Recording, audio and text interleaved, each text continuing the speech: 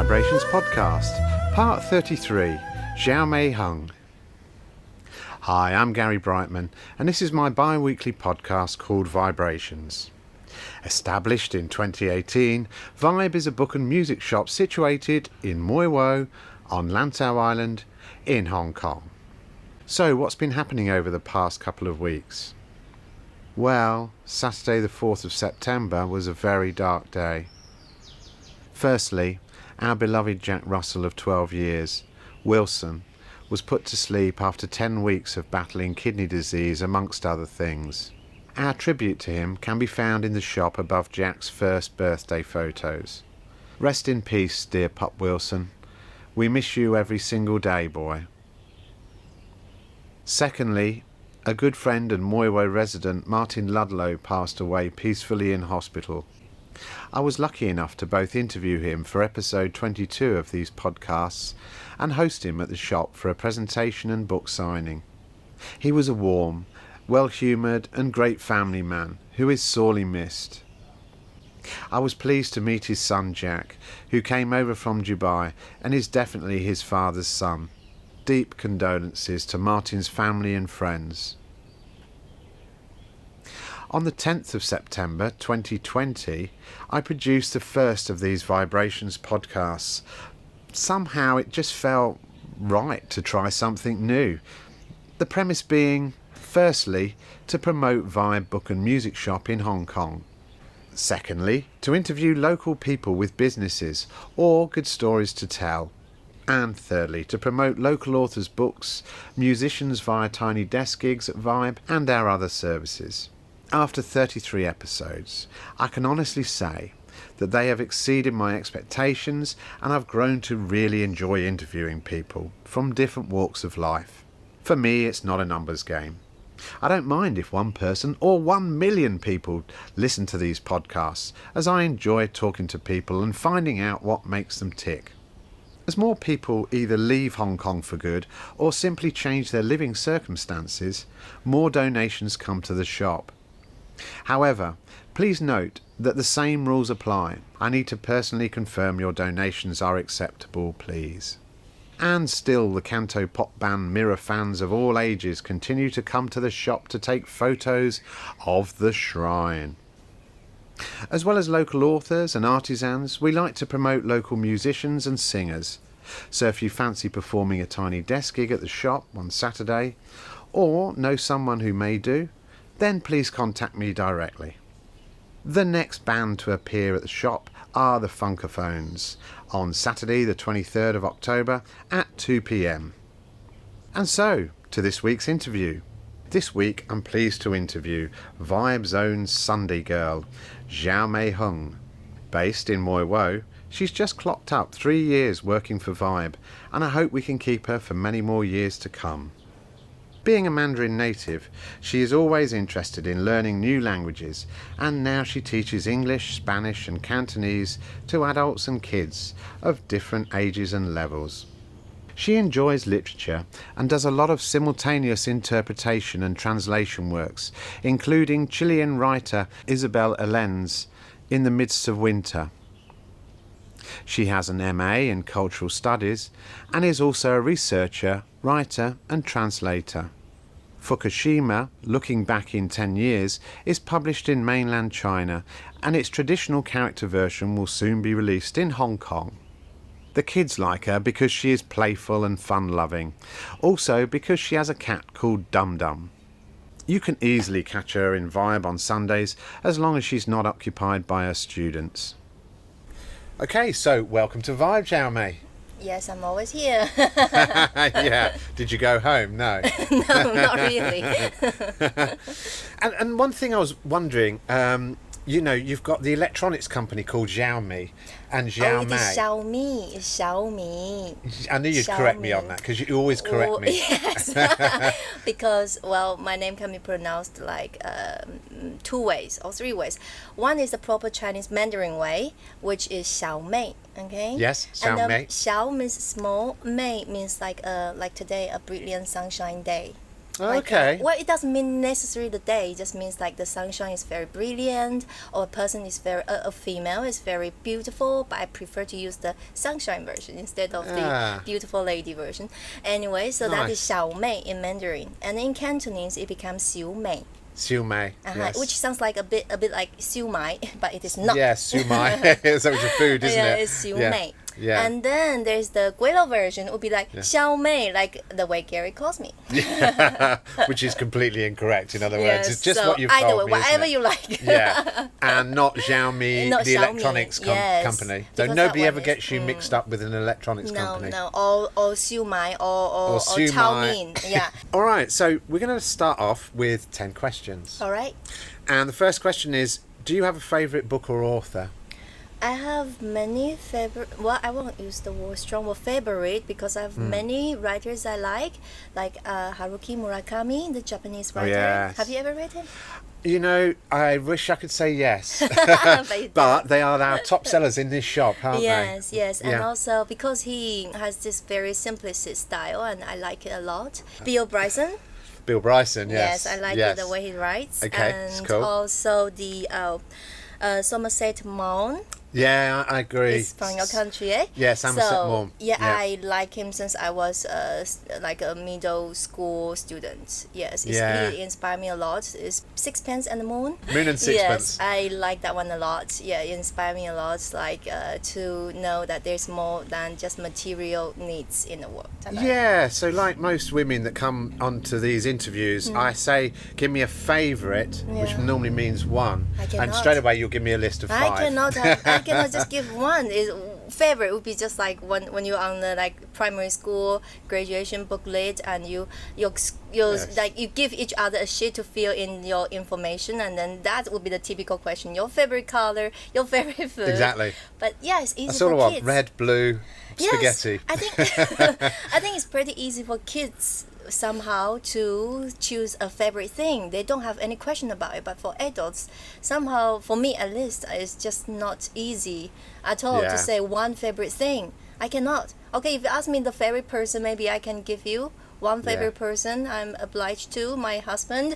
Ah, exactly, But then, yes. But then the rest is quite. Even the favorite color, I cannot give you an answer. Favourite musical artist? Musical artist, I cannot give you one either. If I really have to, I would say Beethoven because that one Yes. he won't fail me. But then there are lots of other well, it's more like tunes I like. It's not like I like all the creations of one certain artist. It's more Yeah. like there are certain tunes that really Resonate make me or something? yeah make me have the goosebumps. You call it the goosebumps? Yes, yeah. In Chinese we Yeah. call it the chicken skin. Chicken skin, Yes, gives you just chicken like skin. Yeah, the chicken skin. I Yes, like it it. really. For example, the summertime. Summertime has many versions, but I like Yes. particularly like the one Yes. by Janis Joplin. Janis Joplin, wow. Yes, I What a particularly great like that taste you one. have. Thank you. You Yes, are I allowed like to that. work here. I like.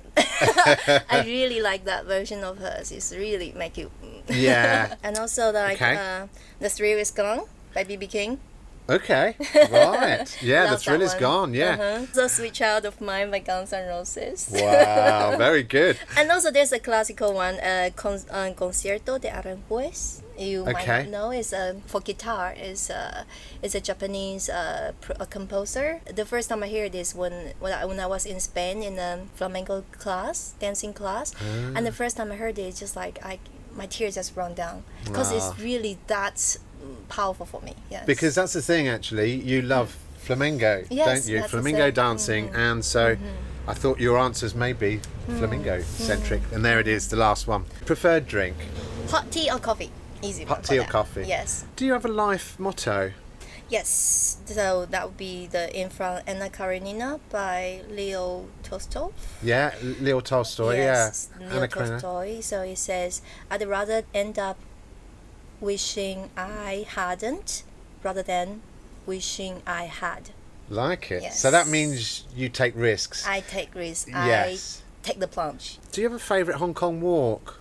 It'll be just the trails, the hiking trails. Yes, Yeah, like yeah. hiking, and so, well, if you say like this year, my husband and I, we accomplished the 10 hiking trails of the Lantau Trail. the 10 sections, right? Yeah, well so done. only in this year. Do you have a favourite Hong Kong restaurant? Oh, I think the restaurant is gone. It'll be long gone, because it was when I was helping out in an organic farm in Yuen Long area. Okay. So in Yuen Long, especially along the road called the Dai Tong Road, so Yeah. there is still like farmlands, and that region is called Gam Ting. And nowadays, the people still do farming there. My friends still do farming there, but since I moved away from there, so it's quite troublesome for me to travel all the way there. But before, I used to like help out one day a week. They for the farmers, normally they live nearby, so they go home for their lunch, right? But for us, Yeah. most of us just some young people, so we have like our own job, but also half farmer. So it's like the ex-farmer, ex something. Okay. Type of saying. So we cannot go home for lunch. What we do is, there was a restaurant by the farmland who offer lunch service for the workers nearby. The reason why there are workers is because the government take away some farmland, well, a big portion of the farmlands, to build the high-speed railway. Okay, yes. So there are workers working there to build that railway. Right, okay. And so that restaurant offered lunch service to them, and the food was very simple Hong Kongese food, but it's just delicious. Especially, I believe it has part of the reason was because we were like working on the farmland and was very sweaty and hungry, Yes. with good appetite. Yes. And then that little shed, it's not too small. It's kind of like the size of the bookshop. Okay. But it's just a simple like a shed, because Yes. it's just built next to the farmlands. Yeah. And the food was simple but very delicious. Really simple. Sometimes we just have like fried rice, because there are not many choice. There are just like some set lunch with I love like fried the rice. Chinese cafe thingy, some Yes. vegetable with rice, some fried noodle and stuff like that. Or if everything's gone, then there's only fried rice left. Right, next question. Yeah. Faced with a python whilst walking up to the peak. You know this question really well. I never would- run into them though. I haven't asked you the question yet. Would Okay, you keep please let me going. finish? Okay. This is the problem with you. Yes, I agree.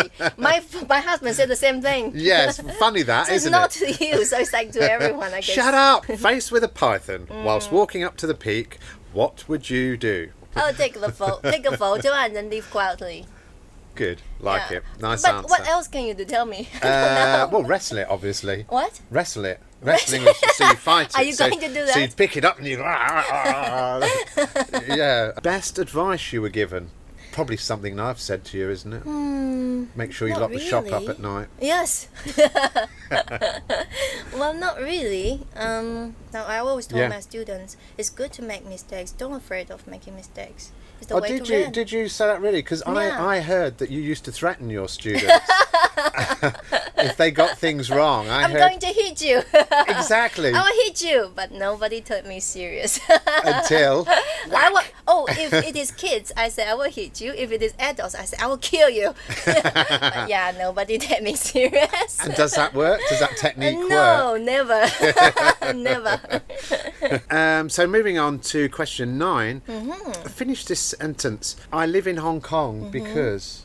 Because of a series of beautiful coincidences, Wow. I should say. Yes. Like it. Because it was like when I graduated from my university in Nanjing, as somebody call it. Nanking, yeah. So to me. from the Department of Spanish, and lots of my students would just go for some of those trade companies to do export, import, Yeah. which is very what's that word? Lucracious? Lucrative. Lucrative. Lucrative. Word. See, I cannot even say that word, means I cannot make that big money. Anyways, I'm not interested in take an office job, go to work at 9 a.m., finish at 6 Yes. or 5, whatever. So at that time, I just decided to do some NGO work to make my life worthwhile. Yes. So that time I was like looking online everywhere, and I found there was a Taiwan Foundation offered like worldwide volunteer opportunities for freshly graduate from like Mainland China, Taiwan, and Hong Kong. So I take that one. But at that time, I wasn't a big fan of Hong Kong at all. Before that, I had been in Hong Kong once, and it was just like high buildings and lots of people, lots of traffic, people walking super fast. Yes, yeah, you're right. And I was not a fan at all. So but I took it because I don't have any much of other choices. So, so I took it and I came, and it turned out to be a very good decision. Everything just turned out fine because in Hong Kong the organization was more like an academic one. So I worked in a university, in the University of Ningnan to be exact. And then I met my mentor. I should call it my lifetime mentor because she is such an inspiring person, a professor in the Department of Cultural Studies. Her name is Lau Kin-chi, and with whom I wrote the book actually. So she was just such a I cannot find the right word for her because she was just always inspiring the young people. She was selfishless. And she would just go out there and do everything for all the less privileged people. So she organized lots of this kind of like ideas exchange forums, stuff like that. Never ever for money, just for that the chance of the world to be a better place. So she became my mentor, and so even after that Taiwan Foundation volunteer job finished, so I still stayed with her and to work as her research assistant and learned a lot from her. And also because at that time in the university I also joined their master program because I joined one lesson and found the cultural studies very interesting, and also it was also there that I did my master degree. So it's basically I work at the day and then go to take the lessons at night back then. Yes. So what sort of year would that be? Sort of mid 2000s or? It was 2000. I came to Hong Kong 2012. 2012 in February, and then in summer I joined that master program. So you actually chose to come here, and of course your family are still back home. In China. Of course they didn't understand why I wouldn't want to do a stable job and earn some money instead of wanting to do something that doesn't make money. Yes, but now everything's fine, I suppose, because I'm too old for them to get.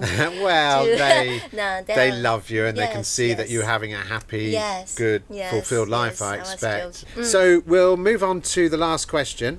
And the last question is: do you have a favourite area of Hong Kong? Well, of course, there's nothing to think about. South Lantau for sure. South Lantau, sure, yeah. Your family, remind me where they live in Fujian. In Fujian. So it's just north to Canton province. Would I pronounce that Fujian? Fujian. Fujian. Fujian, but spelled F-U-J, isn't it? Cantonese should be Fokin.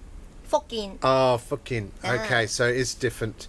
But is it in Fujian province? Yes. And you're an only child? No, I have an older brother. Ah, right. So are you allowed to admit that there's two kids in your family in mainland China? There was a funny story. My parents had to pay a punishment fee for me. Really? Do you know how much I was? How much are you worth? So it's like, fee? I think it's 1,200 back in the 1980s. Wow, by the end of 1980s. Yes, 1,200 RMB. Fine. Your parents were fined for having a daughter, for having you. Yes, for having me. Well, they really wanted you, didn't they? Yes, they really wanted me. So that is actually a myth broken, because people say that Chinese always love to have boys. But my father wanted to have a girl so much that they decided to try one more time, to give one more chance to see if it is a girl. Yes. Because they already find a pair of adopting parents who would love to have a boy if I was a boy. Oh, really? They already my found God. a pair, yes. Wow. I do understand. I think most fathers, if I was a father, I would want a daughter. Really? Yeah, absolutely, 100%. Yeah. Like me, right? Yeah, I might be disappointed if I had a daughter like you. Then you'd be too much of a handful. Yes. I think rather than pay the fine, then I would have said, okay, My mistake. Yes. Well, I think one of the reasons is also because we were not in a big city, so it's like a town. Yes. So it's not so strict. So as long as you pay the fine, you're fine. That's good. I've never heard of that, and I think that, to me, that's a good, if you're going to have that one-child policy, fine, I understand that. But then if there's a little way round it like that, I think that's quite nice. Yeah. Yeah, and that's not well publicised, but nice to think that that's how you're here, isn't Yes, it? Really? yes, That's imagine that. very cool. Okay, so here you are. You come to Hong Kong, 2012. You start to work at Linyan. You didn't work at Linyan. Yes. Or you were a student. No, both at the same time. Oh, okay. Yeah, So you get paid to be a Was student. it not allowed? Yeah, No, yeah, it strike is. that. No, because at that time I it's even probably was alright. considered as a full-time student. Although my classes are all at night because I Yeah. have to take the program, the master program with other part-time students. Yes. So I finished my master degree in 1 year, but others finish in 2 years because they have a job. But I also had a job too, but I just did it Wow. anyway. Yeah. So you worked very hard, really, to be yes, able at that time. to teach, to have a job, and to be a student. You were doing Yes. 3 things at once. Spanish was my bachelor degree back in Nanjing University. Okay. All And right. English was something that we started to learn in Mainland China. Every kid has to learn English nowadays from primary school, and some parents even send their kids to some international English teaching Yeah. kindergarten, right? But in my case, I only started to learn English when I was already in the so-called junior high school, Right. which is at the age of 11, 12, around there. 12. Oh, right. Yes. So reasonably late. And Yeah, really late compared to every other Yeah. kids nowadays. Yeah. And yet, amazingly impressive. Here you are. You speak perfect English, Cantonese, Mandarin, and Spanish. And you just love teach, them. and you can not only do that, you can teach those languages. Yes. Well, I just love them. I wish the students can also learn it as a way to learn it, not as something like, oh, the school asked me or the teacher asked me, but as just really a way to expand your horizon, not just limited to your one language or two because somebody told you to. Instead, Yeah. just really be able to speak it, to communicate with people. Especially now you are in Hong Kong, I would think that naturally, for a person who live in Hong Kong like Yeah. Gary, should be able to communicate Here it with comes. local people Here it in some comes. local language, right? Yes. Yeah. So, did I say that earlier that you are teaching me Cantonese, and I'm a. Where would you say I'm a top student or close to the top level student, or how would I? you How do I won't compare? even enter the range. I'm not even on a scale. I don't you're even not. get to beginner. You're totally not in the zone at all. Ah, very Good to kind. I've got time. I'm still young. Yeah, you're so young. Yes, So yes, it's still still lots possible. of time. Yes. Okay, so here we are. You come to Hong Kong. You're at Linyan, and what are you learning there then? What is your degree in? You mean in Mainland, Master Yeah. of Cultural Studies. And then I Yeah. decided that, okay, I got what I learned a lot, but I wanted to move on to something else. Yes, yeah. And so at that time, I just quit and then went to Spain for 1.5 months of flamenco lessons. And then Okay. from there, I traveled from Spain all the way to Turkey on land transportations only. So like stop Wow. by stop. So I went through like Hitchhiking? no hitchhiking. Not because too take dangerous. the train. Yes, take the train. And Yeah. the first till Vietnam, I was with one Spanish friend who had a car. So we drive along like a German, France, German, and then to Czech. Okay, yeah, Slovakia. Czechoslovakia. Yeah. Yes. So and then all the way till Vietnam where we parted, and then from there I was alone. So I went Wow. I just take the trains. I sleep at night in the trains and travel the city during the day. And all the way Wow. till Turkey. So through like Serbia, the reason why I have to visit Belgrade, Serbia, is because there Yeah. was there's one of my favorite film directors, Emil Kusturica. It's like chicken talk with duck. Chicken talk with duck. We don't know what we're talking about because it's a foreign language, it's Serbian. Yeah, so, okay. But it starts with Emir, Emir. Do you know that director? And then Kusturica, like he did the Black Cat, White Cat, right, Times okay. of Gypsies. Okay. Oh, no, maybe No? I don't then, actually. Now we are talking different person. See, chicken talk with duck. Yeah, chicken talk with duck, yeah. So Very that was the interesting. reason that you went... I have to go through the East Europe and all Across the way there. to Turkey.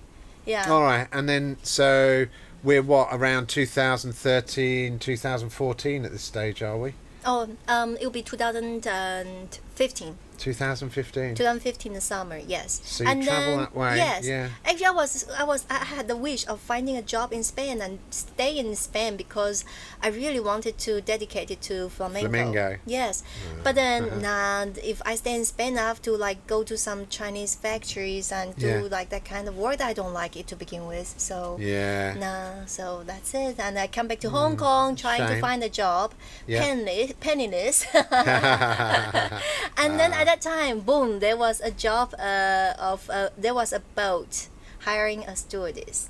And I always had a dream of working on a boat and living on one. So without hesitation, I applied for it. Although the job is stewardess, but I would like to have an experience, whatever it is. So I took it, and then they wanted me. Although I didn't have any experience of serving people. You know, I'm lousy at serving people. I would imagine so. Yeah.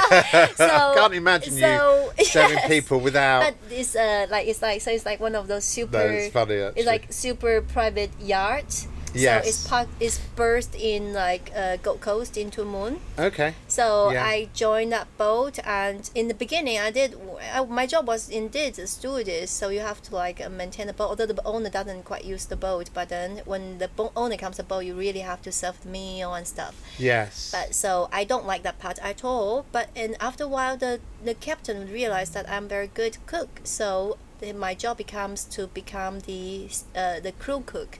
Okay. So I like that part. I like cooking. So that become fun. So I Okay, stayed there 1 year and a half, and then got off the boat with my now husband. I thought you were going to get to that stage because as soon as you mentioned boats, Yes. Okay. So right. and then So that's when where I you got met your husband. Yes, and then when I got off the boat, I need a place to stay, right? Yes. And then the first time I come to Mui Wo, I was like, okay, that's it. And the second day I signed the contract for my apartment. Really? Just like that, yes. You just come here randomly. Yes, randomly. I never been here before. Fell in love with the place. Yes, I just heard And that got it's a a nice flat. place and Wow. not many high buildings. So I was like, Well, okay, it's true. good. I took the ferry first time ever in Hong Wow. Kong directly to Mui Wo. Check the second apartment I saw. That's it. Wow, that's impressive. You know your own mind. I like that. I think that makes sense. And well, it is one of those places you just come to and fall in love with, I think, isn't it? Yeah. Nah, no more Good. looking. That's it. Okay, yeah. So Yeah. that's what brought you here, and Yeah. then, and now you're running your own Yes, business. yes. So you're translator, teacher, language teacher. How did you? What kind of inspired you to do that, and how easy are you finding that easy doing that? Well, and so I always had this kind of experience of teaching people language, being a person who be able to speak some languages. So, and also in the environment of, for example, when I was in a boat, my fellow crew, they are all foreigners. So I always have the experience of teaching people some languages. Yeah. Right? And then when I come here, I actually didn't quite know what to do yet. Right, Again, okay. Yeah. Of course, in the beginning, it's not that easy. But then slowly I picked up, and then from the experience, I would say nowadays it's more like nowadays it's quite interesting and fun, but more stressless for me. More stresses. That's good. Yeah. Okay. But of course, I still have to I will still keep learning because kids, they are just like something you cannot predict. I like to keep them interested all the time, so I still try every day. I'm still learning new tricks, and still learning new tricks to try to entertain them. Take my hat off to you. Actually, I don't know how you can do that. You know, I see you in teaching in here sometimes, and the children are obviously very young, and of course their mind is all over the place, and you're trying to keep them on thing, and you're using these different techniques, I see, and it does work. Yeah, and also I do like kids, and kids like me, not because I treat them like kids, but because I sometimes I would feel like I'm just like I don't treat them specially like kids. I think it's more like that. I just treat them as like normal person. I will discuss things together, like as if I'm really interested in their topics. The thing is, so they like me and we get along. But nowadays I have a lot of students already based in Mui Wo, in Puyo, and Cheongsa. You work here on Sundays, and you do some. You're available for teaching on Sundays, and you're available to teach English, Cantonese, Mandarin and Spanish. Correct. The other day I came into the shop and Xiao Mei showed me this book that she's been working on with your mentor. Yes. Say her name again. Lau Qinqi. Lau Qinqi. Professor Lau Qinqi. Lau Qinqi. Tell us a little bit about the book and how it came about and what's in the book. Okay, so it's another story of one of my little adventures. It's more like one day I just received a call from the Professor Lau Qinqi. Actually, we still have contact, of course, because now and then I helped her to do some international conference simultaneous translations. Yes. So we always in touch. And this time she called me and asked me, well, I have time for the next 3 weeks. I say, okay, what's that about? She said there's a book that she need me to write. Yeah, nothing smaller than that. Yes, I was like, okay. Wow. But it's about nuclear, and nuclear disaster is also one of the topics that we were studying back to then when I was a research assistant in the department. Okay. So, but it's not it's not like something I specialized in at all. No. Okay. Yeah. Because we do also do other lots of things, and maybe ecology and education, and that part would be the part I'm more better good at, or have more information about, more knowledge about. But nuclear disaster is also something I have to learn. So I say, okay, I'll do the research and let's have a try. So in 3 weeks. While I still have my normal teaching going on, and I finished the draft in 3 weeks. So your involvement with this book is that she wrote this book in one language and you had to translate it to another? No, it's not translation. It's really writing. It's really writing. Like the book actually has the third author actually had a draft. But my professor think it's impossible for people to read because it's so boring. And she want me to write in my way the whole book, almost 100,000. That would be correct, Chinese words. So you were saying there, you started that last October. Yeah. And here we are, not 1 year later. Yeah, it's already out. And it's already out, and it's already completed. What you gave to this book was a structure and a format and an accessibility that wasn't there previously. Yeah, make it more accessible to readers to read. Make it more interesting to engage the audience, the readers, instead of just like a pile of statistics data. That's not really approachable. So it is based on the Fukushima, what happened in Fukushima 10 years ago. Yes. And then Tragic. like why would people want to use a nuclear power? Why it is like advertised as a type of more clean, more renewable power energy? Is it really true, or why it is promoted in this way? Okay, that's interesting. What's the ideas behind it? Why the government wants to use it instead of some other like renewable energy out there in the market? Yeah, so, okay, and so I think that's a very interesting subject of a book, actually. Yeah. I mean, is there a possibility that you would be able to translate out into English at some point? My professor said that someone is working on the English version. Okay. Hopefully it will come out. I don't know when, but the book now is in simplified Chinese and out in the China market. But then Hong Kong publishing house was interested, and they are already in the process of buying the property and trying to publish in Hong Kong market in the traditional character version. Okay. Yeah, that one should come soon. Yes. Okay. Interesting. And where, would you be able to buy this sort of thing, this book? In Vibe, I think. So yes, come to Vibe. But how many copies have you got? What if we get a rush on Saturday? What if we will get more, yes. What if all the Mirror fans that come here suddenly want to buy a book on nuclear physics? What do we do? Yes, that'll be a problem. No, leave your name. We will be able to get it for you, for sure. Good, yes. True businesswoman. Yes, you're right. Leave us your name. We've got a wish list. And we'll maybe even get Xiao Mei to be able to sign it, and maybe no problem at her all. mentor or whatever to come here and sign it. Yes. Or maybe your mentor would want to come here and do a talk. Yeah. If people are interested, maybe, but she's a very busy person. I'm not sure. Oh, is she? She'd probably hate that. How cool is it to have your name on a book and to be able to be involved in it? Yes. I think that is most people would struggle. Their whole life they would like to achieve that, and there you are. You've done it in 3 weeks exactly. I know, how brilliant. Oh, but there was there's another book translated that will come out, but that one I am a translator instead of the writer. Yeah. Yes. That would be the Isabel Allende's In the Midst of Winter. That should come out also in Mainland China. Ah, right. Yes. Yeah, that one I'm a translator. Yes. That's cool. Because actually, I think that's another fun side. Well, I think it's a fun side of your job is that you do this translation work, don't you? And you've done things for.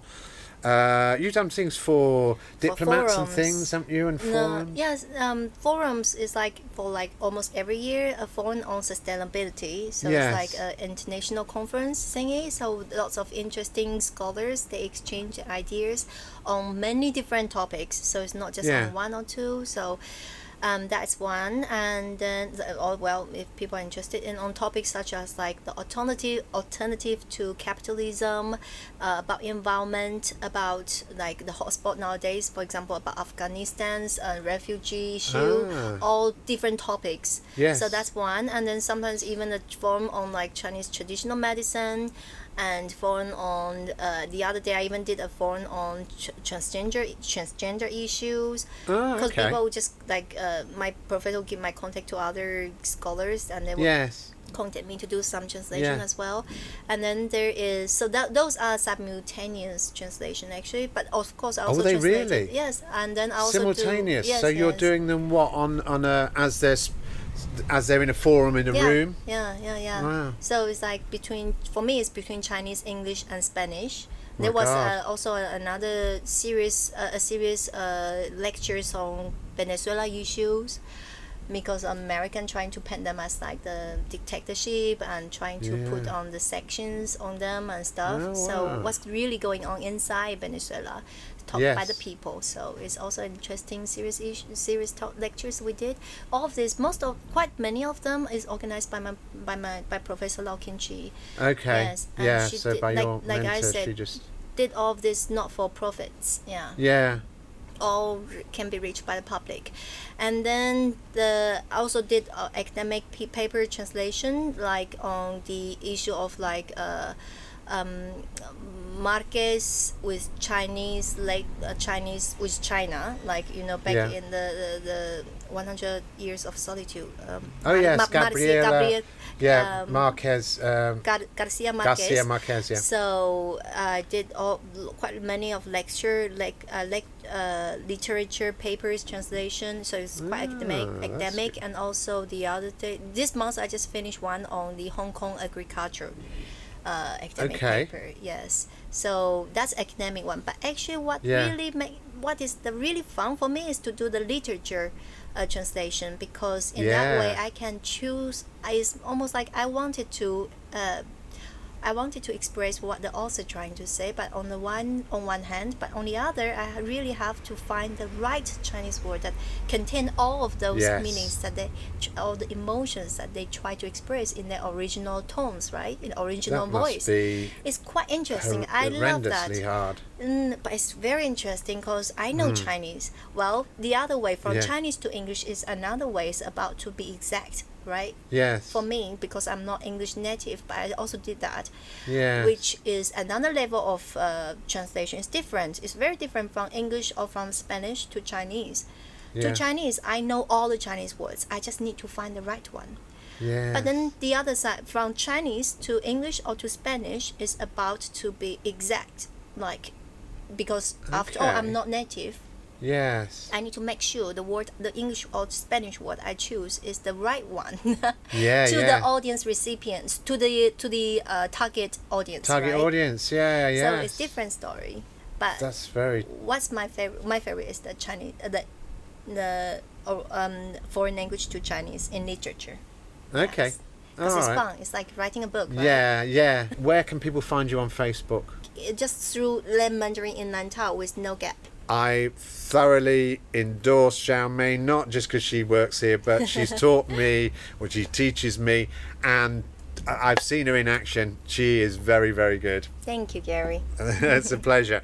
So thank you very much for coming to talk to us today. I had fun. Did you? Absolutely. Too much fun. Too much fun. You can listen to all our VIBErations podcasts, published on Spotify, Google Podcasts, Apple Podcasts, Podbean, Amazon Music, TuneIn and Alexa, Stitcher, Listen Notes, Player FM, SoundCloud, and a few others. Or you can watch on our YouTube channel under Live at VIBEHK. Or follow the links from my website at vibehk.com. Our next podcast will feature an interview with Pete Spurrier of Blacksmith Books fame.